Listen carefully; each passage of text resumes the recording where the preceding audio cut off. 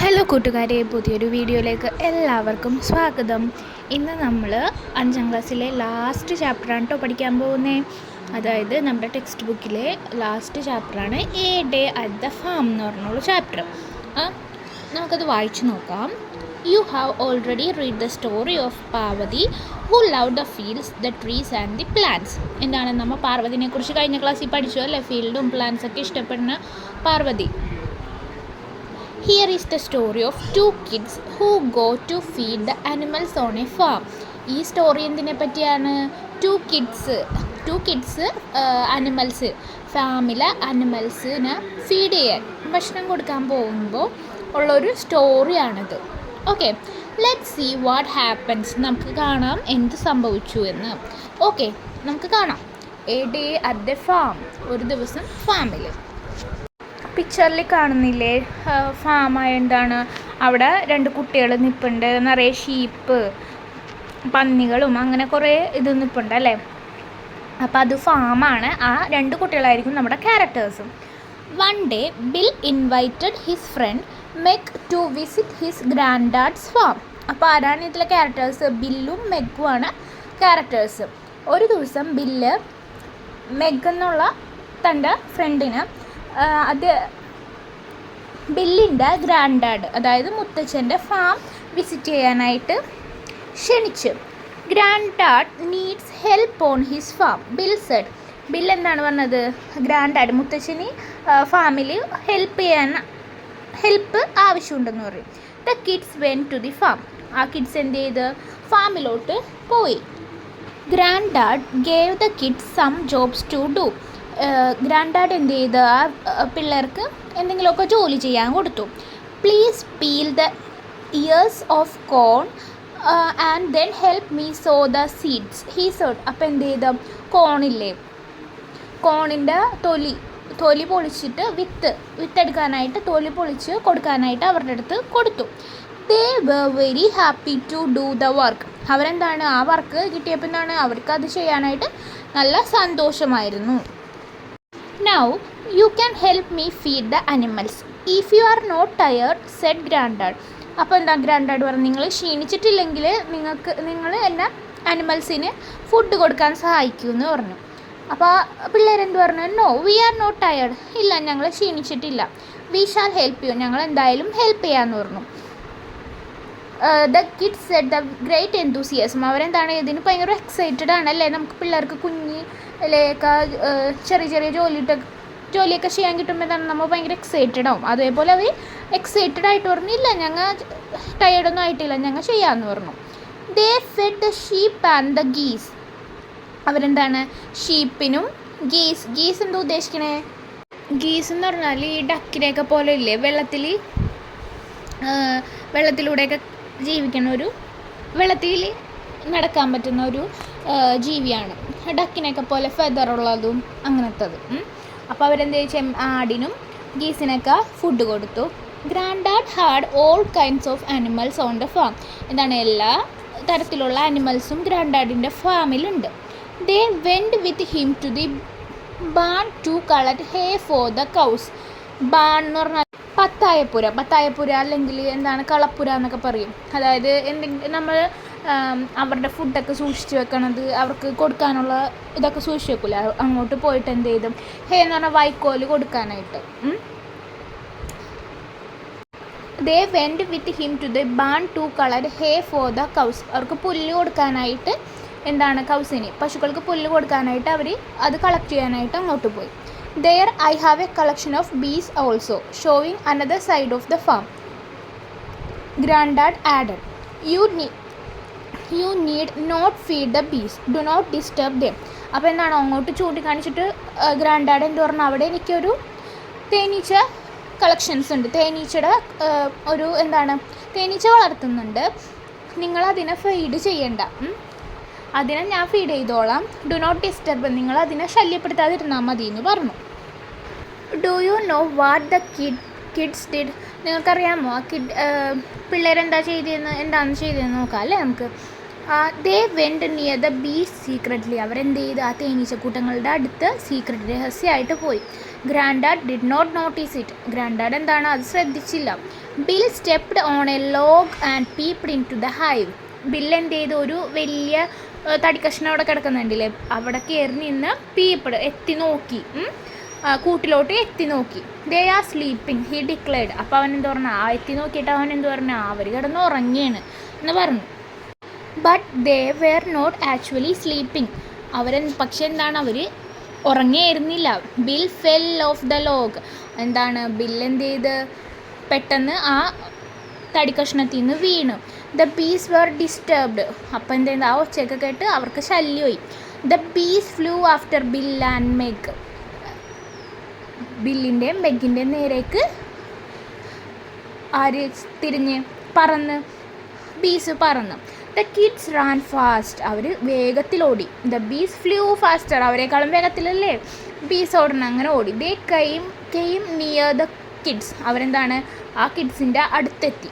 How could they escape. അവരെങ്ങനെ രക്ഷപ്പെട്ടിട്ടുണ്ടാവും.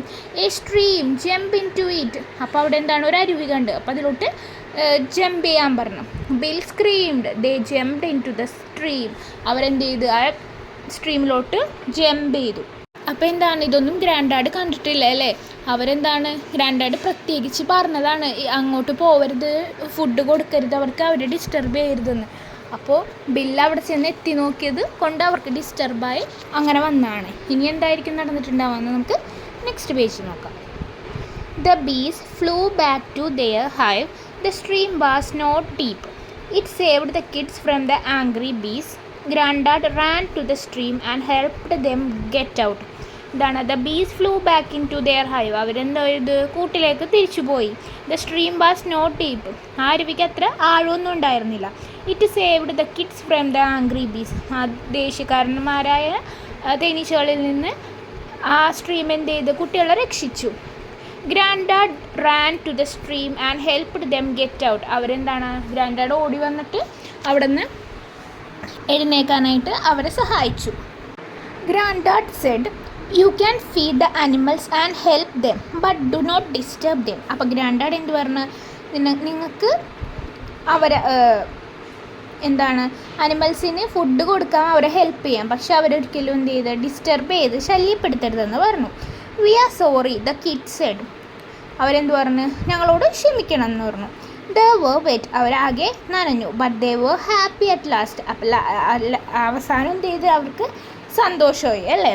അപ്പോൾ ഇത് ഒരു ഷോർട്ട് സ്റ്റോറിയാണ്.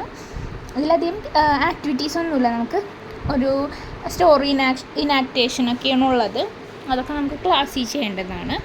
അപ്പോൾ ഇതൊരു ചെറിയ സ്റ്റോറി ആയിരുന്നു. ഇത് നമ്മുടെ ചാപ്റ്ററിലെ ലാസ്റ്റ് യൂണിറ്റ് തന്നെയാണ്. ഇനി നമുക്ക് ക്വസ്റ്റ്യൻ ആൻസേഴ്സിലോട്ടൊക്കെ കിടക്കാം. ഈ ചാപ്റ്ററിലെ യൂണിറ്റൊക്കെ കഴിഞ്ഞ് നമുക്ക് ക്വസ്റ്റ്യൻ പേപ്പേഴ്സൊക്കെ ആൻസർ ചെയ്ത് തുടങ്ങാം. അപ്പോൾ ഇതിൻ്റെ ഓതർ ആരാണ്? Robert Edward Slavin was an American psychologist who studied educational and academic issues. He was known for the success for all educational model. He was professor and director of the Center for Research and Reform in Education at Johns Hopkins University.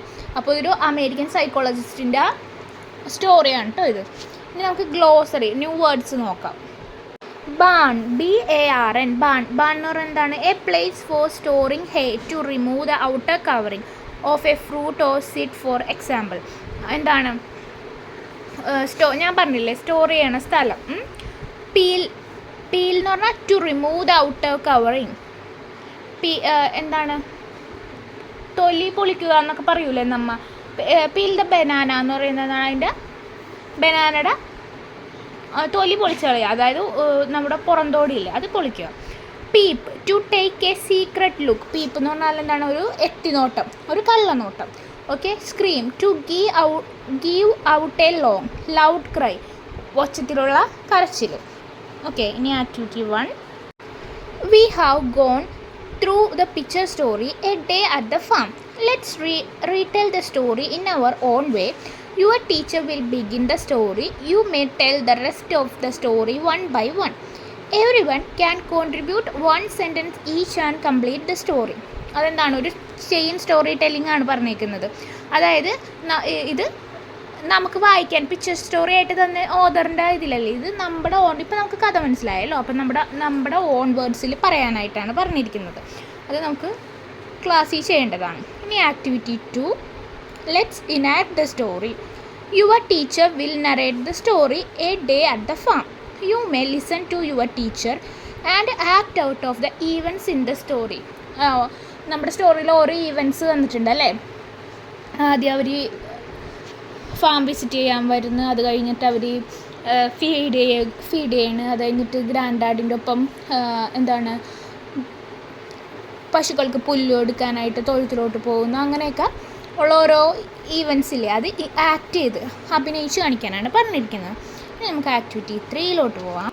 Read the following passage, edit the words underlined and rewrite the passage. You may use the words given on the brackets, his, their, our. അപ്പോൾ എന്താണ് താഴെ കുറേ എന്താണ് passage തന്നിട്ടുണ്ട്. ആ passage underline ചെയ്ത words rewrite ചെയ്തിട്ട് എഴുതാനാണ് പറഞ്ഞിരിക്കുന്നത്. The fisherman often face dangerous situations while they go fishing. എന്താണ് മത്സ്യത്തൊഴിലാളികൾ എന്താണ് മീൻ പിടിക്കാൻ പോകുമ്പോൾ അവർ കുറേ ഡേഞ്ചറസ് അപകടകരമായ സിറ്റുവേഷൻസൊക്കെ നേരിടേണ്ടി വന്നിട്ടുണ്ട്. The return from the sea with a good catch. അവരെന്താണ് നല്ല ഗുഡ് ക്യാച്ച് മീൻസ് എന്താണ് നല്ലോണം മീനൊക്കെ കിട്ടി വരുമ്പോൾ ദേ are happy with my simple leaves. എന്താണ് അവർ ഉദ്ദേശിക്കുന്നത്? മൈൻ്റെ അവിടെയാണ് അണ്ടർലൈൻഡ് വന്നേക്കണം. അപ്പം മൈ അല്ല അല്ലേ. They are happy with their simple lives എന്ന് വരും. ഓക്കെ, ദെയർ എന്നാണ് അവിടെ പറഞ്ഞത് കേട്ടോ. They work hard for us and are an essential part of our society. His society എന്ന് വരില്ല, അവർ സൊസൈറ്റി. അവരെന്താണ് ഹാർഡ് വർക്ക് ചെയ്യണത്? എന്താണ് നമുക്കും ഒരു സൊസൈറ്റി, നമ്മുടെ സൊസൈറ്റിക്ക് നമുക്കും വേണ്ടി എന്താണ് they work hard for us. അവർ കഠിനാധ്വാനം ചെയ്യുന്നത് എന്തിനാണ്? നമുക്കും നമ്മുടെ സൊസൈറ്റിക്കും വേണ്ടിയാണ്. അപ്പോൾ they work hard for us and are an essential part of our society. There are many stories about fisherman. അവിടെ എന്താണ് കുറേ മത്സ്യത്തൊഴിലാളികളെ പറ്റിയുള്ള കുറേ സ്റ്റോറീസ് ഉണ്ട്.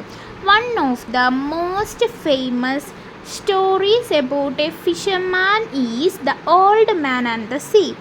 എന്താണ് ആ സ്റ്റോറികളിലെ ഏറ്റവും ഫേമസ് ആയിട്ടുള്ള സ്റ്റോറി എന്താണ്? The old man and the sea ആണ്. It is the story of an old fisherman and his efforts to catch a big fish. ആ സ്റ്റോറി എന്താണ്? ഒരു ഓൾഡ് ഫിഷർമാനെ പറ്റിയുള്ളതാണ്.